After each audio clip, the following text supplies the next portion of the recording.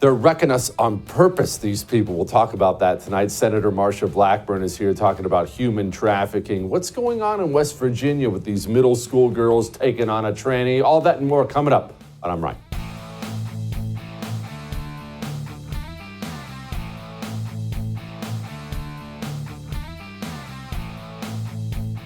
Who should you blame? Who do we blame? Who's the problem? Here in the United States of America, we'll make it about us. Who's the problem? Who's the problem? How do we address the problem? Because it can get confusing, can it? You look around right now and there are new stories, new scandals, new protests, new riots every single day. And we can find ourselves blaming people who may not be great people, but they're probably not the ones we should blame. I'll put it to you this way. So we're about to talk about street communists versus elite communists and the protests and things like that just really quickly. We have a big show for you, but let's say you've invited me over to your house, my whole family. We're coming over, we're gonna have dinner, we're gonna get Little Caesars and some crazy bread and stuff. All right, so it's Little Caesars night at your house, bringing my family over. And I stand in front of your home, your apartment, wherever you live, and I tell my two meathead sons, even though they're very well-behaved boys, but I tell them, right before we walk in, hey boys, when we go in, I want you to trash the place. See something expensive, knock it over and break it. In fact, I want you to raid their pantry, steal all their food. If you find any expensive jewelry, stuff it in your pocket.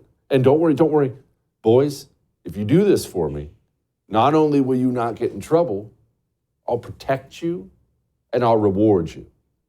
And then I walk into your house with my boys and they proceed to trash your house. Now, who's the real bad guy in that situation?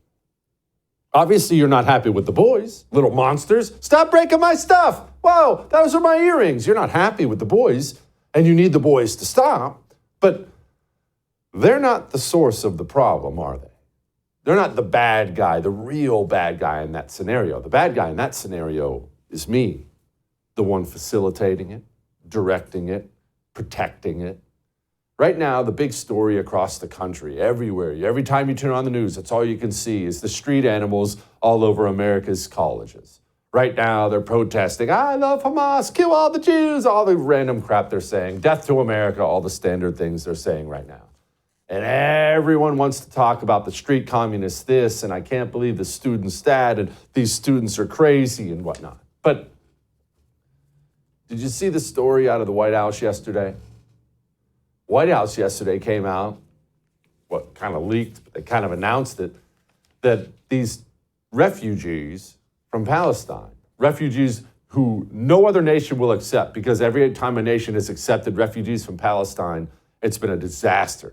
All kinds of terrorism, it's the disaster. So now nobody takes them. Jordan won't take them anymore. Everyone's all, not for me. But the White House, they want them to come here. Now, what?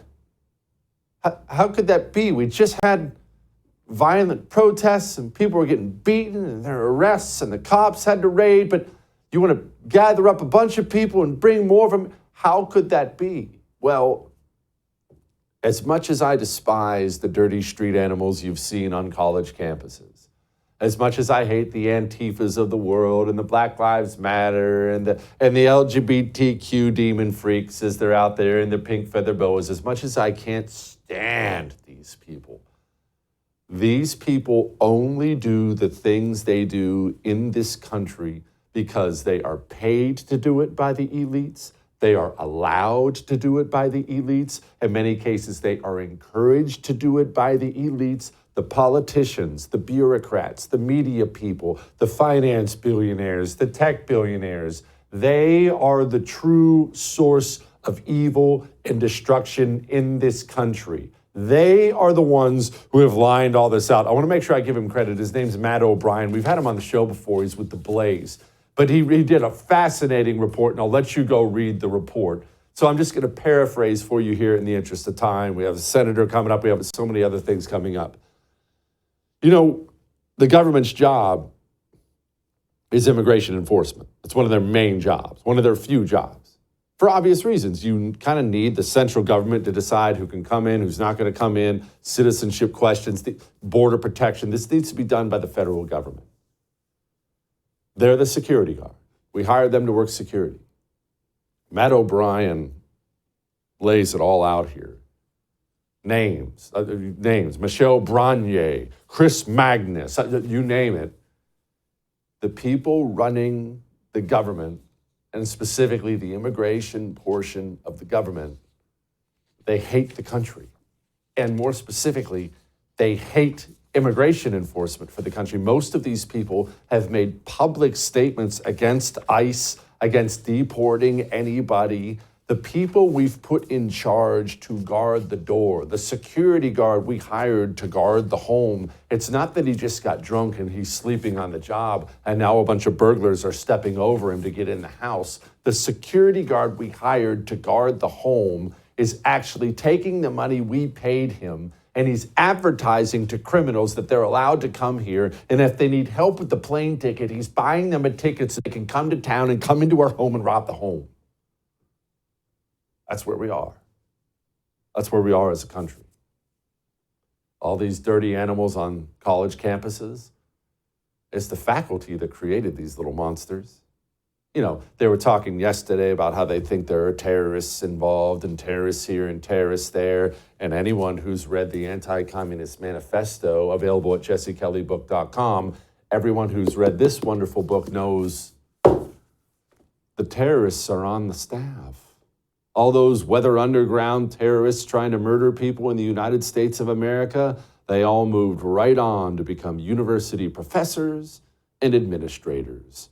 Oh, we have big, big problems, but it goes well beyond some skinny college dorks at Columbia University. The real source of the rot is up on high. Remember that. That may have made you uncomfortable, but I am right. We have the Senator Marsha Blackburn. She joins us next. Before she joins us, let's talk about you and your tired, aching feet. Your feet don't have to hurt. At the end of the day, I mean. At the end of the day, we just kind of build this into our minds that, oh, my feet hurt. My feet are going to hurt. My feet are sore. Honey, can you rub my feet? I need something for my feet. You've heard of G-Defy? Gravity Defier is what it stands for. G-Defy.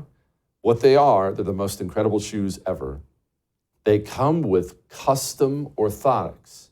Custom orthotics. And this is the most important part. Your feet hurt at the end of the day because you're wearing shoes that are made for everyone instead of wearing shoes that are made for you. Let G-Defy get you a pair of shoes that are made for you, for your unique feet. Here's what you need to do. You need to go to gdefy.com. Pick out what you want. When you use the promo code Jesse, you save yourself a pile of money, so make sure you do that. gdefy.com. Promo code Jesse. One pair will turn into 10, I promise. We'll be back.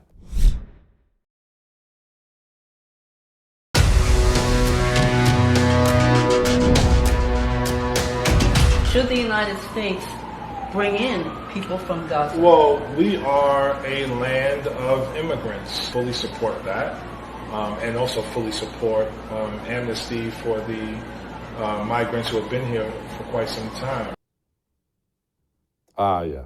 Land of immigrants. I love that line. Joining me now, Senator from the great state of Tennessee, Senator Marsha Blackburn. Senator, we can't get the people who are right next to Gaza to take any of these people in, but we're going to take some of these people in. Good. More security risks. That'll go well. Jesse, every day I think I've heard it all out of this administration, and the next day there is something else that is going on, and it started on day one of the Biden administration. And now what they're saying is, okay, we're going to take these Palestinians and we're going to call them refugees. We're going to give them benefits. We're going to give them a residence status. This is something that is absolutely perplexing. We have a wide open southern border. We do not know who is coming in this country. We had people from 170 different countries come in last year. And on top of all of this, 10 million people that have illegally entered the country, now what they're saying is, okay, we're going to take in Palestinians because people in the region do not want them coming into their countries. And there is a reason they do not want them coming into their countries. Yeah, Jordan has a lot of stories about the reasons why those people are not welcome in anymore. But you know what? Speaking of the illegals, lots of people beyond Gaza have been coming in, as you well know. You talk about it all the time. Millions and millions and millions of them. Now we find out they have jobs at Uber Eats, DoorDash, Grubhub. Americans can't find a job even when they're looking for second ones, and illegals can in this country. Is that how we do it now? Well, that is how the cartels are doing it. What they have figured out is these people that they're bringing in that have to work their fee out with the cartel. Bear in mind, you don't come across that border unless you pay the cartel. Not everybody has cash up front. So the cartel will put a bracelet on them. It's like an ankle bracelet that you will see on people who are under court orders. And they will bring those individuals in, then those individuals have to work out their fee. So the cartels have figured out they can go to people who have accounts as deliverers or working for Grubhub, DoorDash, and Uber Eats, and they can say, hey, we'll split the money and so will go and run your routes for you, and we'll split this money. So what has happened is American citizens have people that are not vetted. They're not in the country legally. They may be using this as a chance to case neighborhoods. They're showing up at their door to deliver food. So when you open your door in the middle of the night, it may not be somebody that matches the car and the identity of the Grubhub driver. It might be someone else. And of course, we know that the illegal alien who killed Laken Riley was someone who had been paroled into the country under Joe Biden. And what were they doing? They were working as food delivery. Golly. Well, that's a wake-up call for everybody. Senator, I don't think people understand that right now it's probably the largest human trafficking operation in world history, a human slavery operation. Honestly, that's what these people are in world history, is crossing our southern border. I don't think people understand how bad it is. And you can look at the numbers, Jesse. In 2019, human trafficking was a $500 million a year business. And that's according to the Department of Homeland Security. That is their stat. And then by last year rolling around, the number that we got was a $13 billion a year business. Globally, it has grown to $150 billion a year business. Now, the reason for this is because the cartels do make a lot of money trafficking human beings. As I said last year, people from 170 different nationalities coming to that southern border to illegally enter the country. Out of the 10 million people that have crossed, we have seen a 7,000% increase in Chinese. Last year, 24,000 Chinese. This year so far, in the first 6 months, we've already topped that number. We're at 25,000. Now, you don't leave China on your own accord. You have to get permission from the Chinese Communist Party. So the question all of these big blue sanctuary cities should ask, and the question citizens should ask of their elected representatives, is why is it that China is shipping so many young, male, single individuals, people of fighting age? Why are they sending them into the U.S.? That is interesting. Why? You know, you got a bill passed about this online human trafficking. What is this about? What's online human trafficking? Yes, the Report Act is going to be signed into law by President Biden. This is something that I have worked on in a bipartisan manner. And NCMEC, the National Center for Missing and Exploited Children, this is something that enables them to retain records of checks, the child exploitative material, of pornographic material, and be able to capture these predators and pedophiles and get them into court, get them tried, get them locked up. And this is something that allows for longer retention, for easier transfer to judges and attorneys for these prosecutions. And it also requires that when you have someone online that is a predator or a pedophile and they are displaying this pornographic material, you are required, social media platforms, to report this to NCMEC, report it to law enforcement so that we can get these people offline. Shifting gears to the spending, Senator, I see we have another $6 billion for student loans. I know you voted against it, but there's another $90 billion for every country under the sun, whether we like them or not. Is anybody who works in that town aware of the debt situation and the fact that groceries are up 40% and people cannot afford to live right now in this country? They act like they act like it's not even happening. They do act like it's not happening. I guess they're doing food delivery and getting their groceries dropped off at their door. Jesse, if you look at your groceries receipt from 2019 and then you match it up with a receipt from today, same items, same basket of goods, you would have spent $100 in 2019. Today, that is costing you $137. If you were filling up the tank of the car in 2019, to fill that tank up, $54. Today, $84. This shows you what is happening with inflation, with the items, the goods, the services that people use most. We know that Tennesseans are spending about $1,000 a month more just to tread water and just to stay where they were in 2019, 2020. What is the plan to rein D.C. in, Senator? I realize you're only one senator, but honestly, if these people don't stop, they're just going to smash us all. We can't keep doing this printing and spending and printing and spending. Do they realize that the party's going to stop at some point? And then it's not going to be any fun being in D.C. What is so interesting, they don't think it's going to happen on their watch. And there is a thing, and my grandmother used to say this all the time, you can be liked or you can be respected. And what they want to do is be liked. They want people to love them. So they just keep cranking out those printing presses and they think they're going to be long gone before the bill comes due. But the person that's going to be toting the note on all of this out of control spending is our kids and grandkids. And what we are doing to our grandchildren today is capping their opportunities in future years because they're going to be burdened with this national debt. There are some things Congress could do. Number one, and I hope President Trump does this. Number one, freeze federal hiring.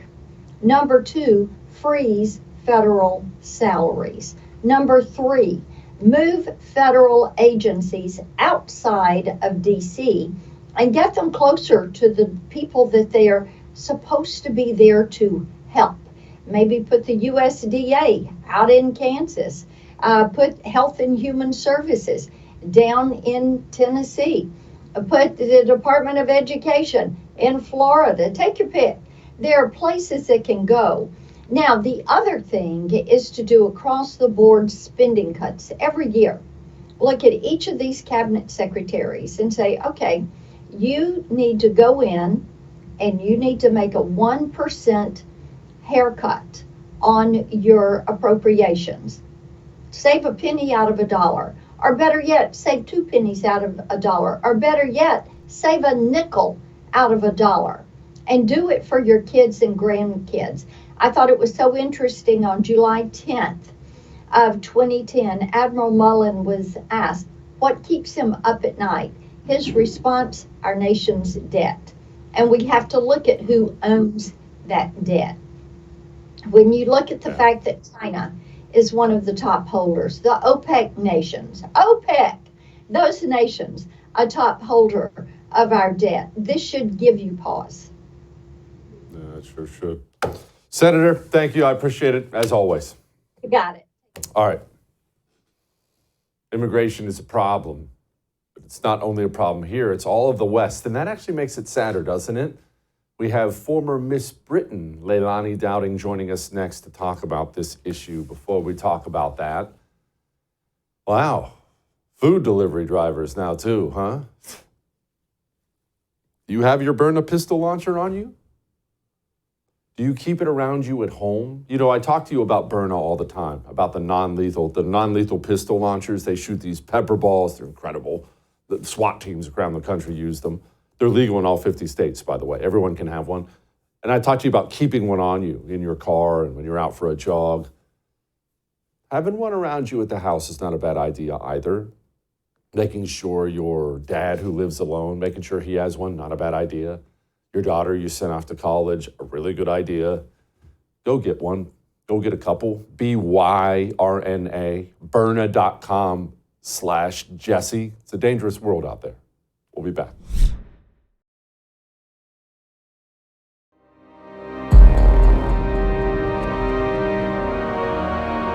You know what kind of bums me out?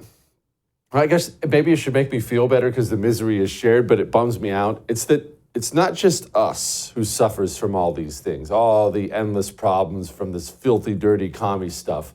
It's all the West, all the great countries I love, all the countries that built Western civilization. They're all going through it right now. UK's going through it right now. Joining me now, former Miss Britain. How about that for fancy? And of course, she's been on the show before, contributor to Stein Online, Leilani Dowding. Leilani, illegal immigration. A bunch of people who don't belong in our country are now in our country, and they're raping women, and they're murdering people, and they're robbing things, and they're destroying the healthcare system and the education system and everything else. I'm just glad that kind of thing's not happening where you live. Yeah, no, yeah, it is. It's really bad. It's got really bad over here. Just yesterday, there was actually an illegal immigrant, an Eritrean, who had raped a child and he was convicted, but he wasn't deported because that would hurt his mental health. And so we've got this problem. We've got these guys coming over in dinghies, and it's not women and kids, like they try and say they are. They say they're asylum seekers, but, they've left their women and their children in these war-torn countries that they're supposed to have come from. Then you have people coming from Albania. There's no war in Albania, so, why are they coming over? And the government position in the UK should be that they're meant to stop in the first place that's safe. So that would be France. But here you are, you can see in the picture, these guys are crossing the channel in these inflatable dinghies, paying absolute fortunes to the traffickers or the gangs that are going to help them get across. And then when they land, they get put up in housing. Now, for the past few months, it's been hotels. Well, the past year or two, it's been hotels, really nice hotels, the type that people have their weddings at. People's weddings got cancelled, their bookings got cancelled because they had to house these illegals. And then now, the UK government is combining with the Serco, who's paid by the taxpayer, to now house these people in private housing. So they're offering landlords a 5-year contract to house these illegals. They'll pay for the repairs and the maintenance, which if you're a landlord is a massive expense. It's one of the biggest expenses. And then they don't also have to pay any commission. So Serco will kind of take your house and get it looked after for the next 5 years with illegals. And obviously that's taking inventory from the British people. It's taking inventory from the migrants who have come here illegally and paid to get their visas and to work and contribute to society. So that's where we are now in England. And it's so frustrating for everybody. Here on the ground here in America, at least where I live in Texas, everyone I talk to, and I mean every single person, left, right, and middle, they're mad about the illegals. They don't like the illegals. They don't like that the border's open. They don't like that the border's open. They complain about the border being open. And yet here in America, the border remains open, almost as if the people who run the country don't give a crap about the will of the people at all. Is that what it's like over there too? Absolutely. We have a conservative government in power. They're supposed to be conservative. They promise they're going to deport these illegals, and it doesn't happen. You know, the headlines today is that one illegal got deported to Rwanda. It's laughable. These are supposed to be a conservative government, and they're not doing anything that they promised about sorting this situation out. And, you know, we're happy to send our soldiers all over the place and protect other people's borders. We cannot even protect our own borders at home. You know, there's 500 of these guys coming over weekend. In every weekend there's 500 or so of these people, and we're a small, tiny country. We don't have the space to put these people up. Where are they supposed to go? You know, now it's going to take inventory from, you know, the British citizens by using homes that should be going to, you know, the people living and working here. Where are these people, how are they getting there? Because here in America, what I find fascinating is this is almost exclusively a Mexican drug cartel thing. You got to go check in with the drug cartels. You got to pay them your money or sign up to be a freaking slave. And we won't even go into all the nastiness when it comes there. And then they will make sure you come into America and they'll get you placed and then abuse you horribly. But there aren't any Mexican cartels over there in the UK. Who's bringing them?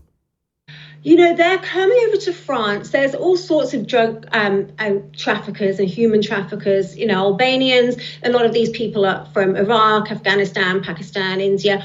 You seem to be getting, as well, you seem to also be having a lot of Middle Eastern people and Africans and Chinese crossing through your borders as well. So again, like us, they're not in the first, you know, safe country. They're crossing through the borders. Our guys are coming through on the illegals. They're coming through on these, you know, inflatable dinghies that you see. But I've seen your illegals coming through on speedboats, you know, into San Diego. It's like they've upped the ante, and you know, they're driving into the beach on speedboats. So we've got these guys coming over, and I feel like it is by design. It's by design. It can't be anything else. It's happening, you know, throughout the West, throughout Europe, throughout America. And if they wanted to stop it, they absolutely could stop it. So the only conclusion I can draw is actually they don't want to stop it. There's so much money involved. There's so much money involved housing these people, feeding these people. I'm sure the government are giving out contracts to their buddies. You've got Serco taking all this money in. You've got investors but trying to buy up, you know, huge properties to start these multi-occupancy homes. So, you know, there's a lot of money involved. And then also you could go on to say, I don't want to sound like a conspiracy theorist or anything like they like to say, but, you know, eventually they're going to make people feel so unsafe with all the crime that it brings with the robberies and the rapes that people are going to beg for a digital ID. It's like problem, reaction, solution. Let's create this big problem. Let's just allow all these people to come into our country, use taxpayers' money to take care of them. And then, you know, the solution, let's just make sure every single person, including all the law-abiding people of Britain, have a digital ID or surveillance or have their faces scanned walking into shops, etc., etc.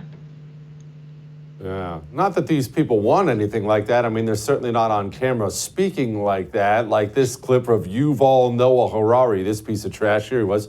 The whole idea that humans have, you know, this, they have this soul or spirit and they have free will and nobody knows what's happening inside me. So whatever I choose, whether in the election or whether in the supermarket, this is my free will, that's over. It's often said that you should never allow a good crisis to go to waste, because a crisis is an opportunity to also do good reforms that in normal times people will never agree to. But in a crisis, you see, we have no chance. So let's do it. People could look back in 100 years and identify the coronavirus epidemic as the moment when a new regime of surveillance took over, especially surveillance under the skin, which I think is maybe the most important development of the 21st century, is this ability to hack human beings. He definitely doesn't sound like he has any nefarious plans for you or I.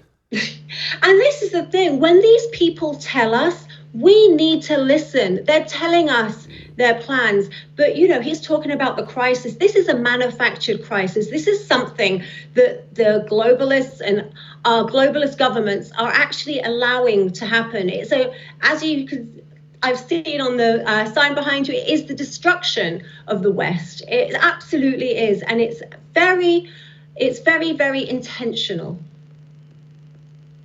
Leilani, our politicians on our side, I'm being very, very generous there, they make me want to choke somebody routinely. They are the most useless, low-T eunuchs in the history of mankind. They can never actually defend freedom or ever actually shrink the government or get these people out of our lives. They act like they will, but they never actually follow through on anything. You guys don't go through that over there, though, do you? Oh, we absolutely do. I mean, as I said, this is a Conservative government that's in charge, the Tory party. They have given so many promises over and over that they're going to act on the illegal immigration, that they're going to, just act on, get us out of this cost of living crisis that we're in, and all kinds of stuff, and work on inflation and try and lower inflation and help the people with their mortgage rate. But it never happens. It never happens. It's a complete and utter lie. And they peddle this. But if Labour, the opposition, get in, then it's going to be even worse. So we're really stuck in this awful situation. It's almost, two cheeks of the same arse, but it's they're not doing anything. The Conservative Party here are just useless. I'm 100% going to use that at some point in time. That was wonderful. Leilani, we'll talk to you soon. I appreciate it. All right. We're not done. There's much more to get to. The federal government it's evil. Evil. Not bad. Evil. And we're going to have to adjust to living underneath an evil government before we get to that. Blackout coffee isn't evil. Blackout coffee is fantastic. I love it. I love it probably too much. It's nice to have a coffee company that delivers outstanding coffee, the best I've ever had. It's delivered to my front door at an actual great price, and they love me. And I don't mean me personally, although I hope they do. They love the country. They love the things that I love. They're never ashamed. They're never out there dogging on America. They're not out there giving money to Black Lives Matter and Planned Parenthood like most of these coffee companies do. Just a group of patriots churning out great coffee for you and for me. Go, pick yourself up some coffee mugs, get yourself a little coffee subscription. 20% off your first order, by the way. blackoutcoffee.com/Jesse is where you go to get 20% off your first order. It's the coffee I drink. Highly recommend it. Go get some. All right? We'll be back.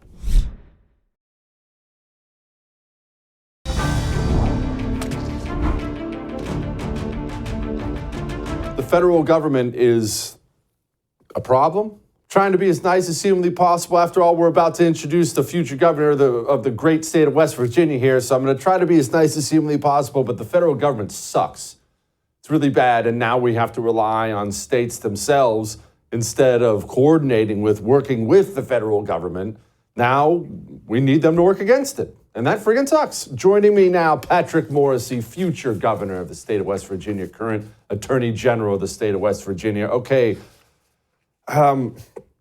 Mr. Attorney General, what exactly is the U.S. Equal Employment Opportunity Commission? What are they doing? Well, there are a couple things that are going on, but I want to start and say, right now, when you look at the collection of federal government policies and proposals coming out of the Biden administration, the level of insanity is obviously way off the charts. And I could talk about, and we're going to talk about the Fourth Circuit. We're going to talk about the integrity in women's sports. We could talk about DEI. We could talk about the electric vehicle policy. Insane is a charitable word for what these people are doing. And I think that if you don't think they're trying to destroy our country, our way of life, eliminate our freedoms, undermine our Constitution, this is how you draft up a set of ideas to dramatically harm our nation. And I will tell you, we're standing up. We're fighting back. I'm suing as much as I can. Just yesterday, I think, as you saw, we're going to talk about it. I joined with, it's like 6 attorneys general were suing over the Title IX rules. We had other lawsuits in the past. We're going to have more. We're going to go up to SCOTUS to fight back against the absolutely ridiculous Fourth Circuit decision.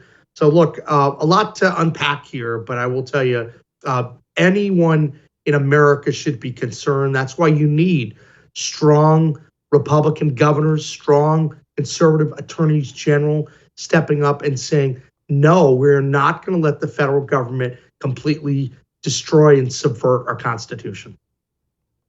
I'd almost forgotten about the Title IX stuff. We covered it last week, but I was too busy focused on the fact the federal government's going to try to make everyone have their pronouns in there that I forgot about the Title IX madness. Explain what they tried to do and what you guys are doing to stop it.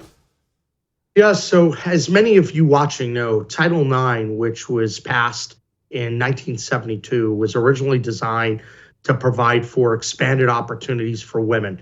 And you could talk about a lot of women who have gone through, participate in athletics, and they talk about the value that it's provided for them, being part of a team, being a leader, ultimately a lot of successful female business women. They were able to rely on that development of the leadership skills, rely on the participation on that team in order to really do some incredible things with their lives. So you have this dynamic where Title IX was supposed to provide enhanced opportunities for women.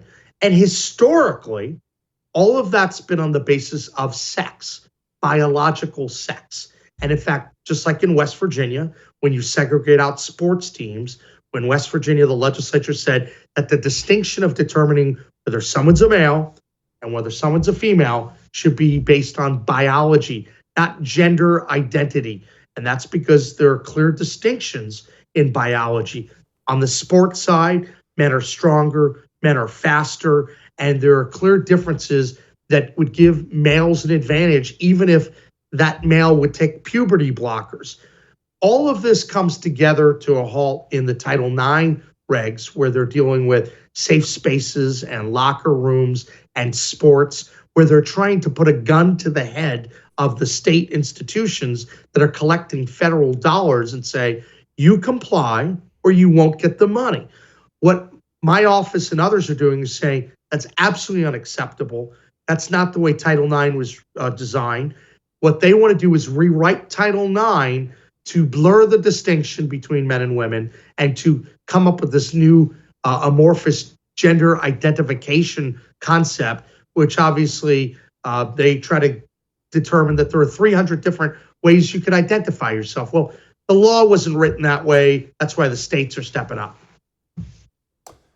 How do we, I know you're going to be governor soon, or at least I hope you are. How do we break up this terrible relationship, this abusive relationship we have with DC, where they do this and it always comes back to the money? Hey, here's an insane rule. We're going to make you follow it. If you don't, we'll take the money away. We'll take the money away. How do we stop that? How do we end that abusive relationship? How do we stop needing their money? Yeah, I think it's a great question. And a lot of it comes back to the fact that the states for too many years were willing participants in this scheme where the federal government grew its power and grew its financial resources. My vision for how states should fight back into the future is pretty straightforward. Take the model that we've put in place successfully as attorneys general and sue the bejesus out of the federal government, the woke left, and try to stop them from a legal perspective. But then you need the governors to step up from a financial, from an economic, from a policy, a PR perspective, political. And you need 20 or 25 governors to stand up and say, look, enough is enough. The states are going to resist the efforts on the part of the feds to use the power of the carrot and the stick. And that you're not just going to condition these state monies based upon these acceptance of wild policies from the feds. But you're going to need 20 or 25 states to step up and say, no, I'm going to be one of those states. As governor, I'm going to make sure that I can recruit as many of my colleagues as possible to just say no to that kind of coercion. Let's talk about, speaking of West Virginia, this appeals court and saying you have to cover these crazy procedures, that not covering these crazy training procedures is discriminatory? You know, it's amazing. This is another example, right? And we're going to have to take this up to the high court. So just this week, in an 8-6 decision, so they went en banc, the full body of the Fourth Circuit said that West Virginia was required to pay for transsexual surgeries. And we've been fighting that. And our argument was pretty straightforward and said, look, we have a lot of people with cancer. We have people with congestive heart failure. We have people with diabetes, high blood pressure. We have opioid disuse. We have all of these issues. And a court's going to come around and say, for all these medical necessity issues and serious diseases, that you're going to force our state to not cover those in exchange for forcing transsexual procedures for Medicaid. Because remember, it's a choice that you have to make. A state only has a certain amount of dollars. You have to decide how many dollars you're going to put in order to get the match from the feds. And so to us, it's a very brutal choice to say, don't cover your people when they have these legitimate disease states versus here you go, you're going to force people to cover things that we don't want from a taxpayer's perspective. We're going to take that up, and I don't think that our state's going to be required to fund these transsexual surgeries. Before we get to this EPA thing, these 5 middle school girls, brave girls out of West Virginia, I was proud of them. I'm dang proud of them. They decided they weren't having any of this shot put competition stuff against a dude who tried to join. Now they've been banned from future athletic competition, which is crap. Are you doing anything for these girls?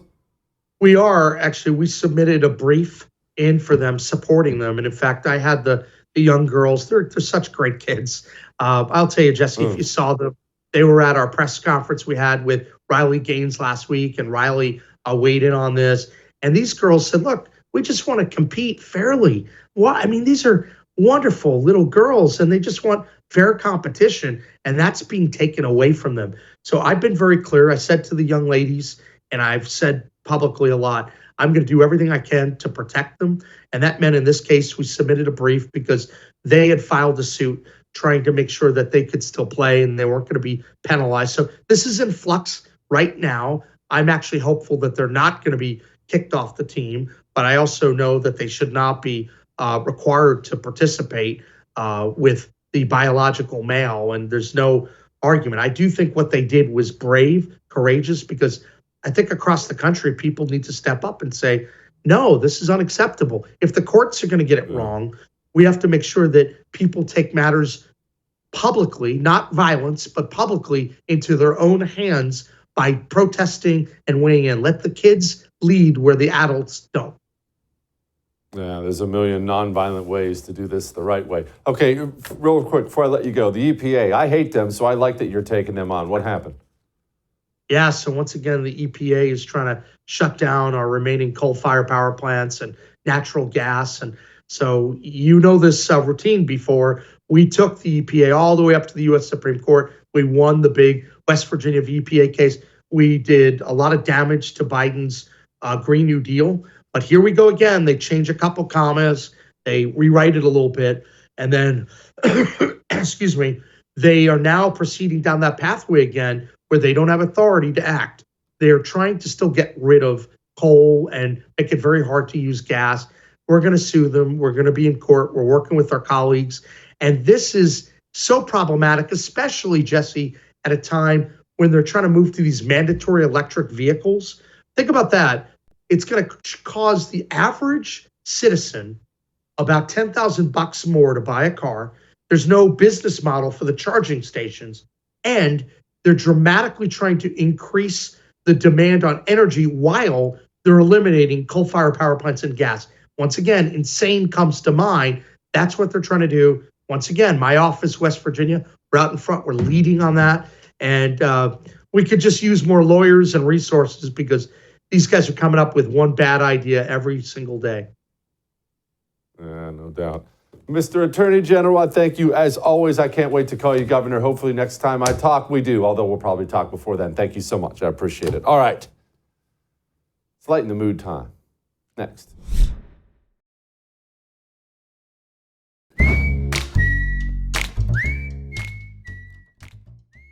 All right, it is time to lighten the mood. And here, let me just give you a little heads up as someone who has some experience with this kind of a thing. Be careful when you're trying to use a vehicle to tow anything or pull anything out of the ground. Well, here it is. Okay.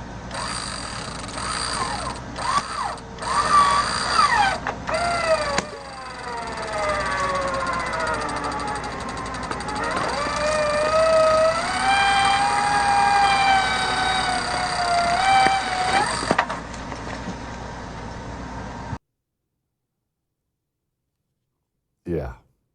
I'll see you tomorrow.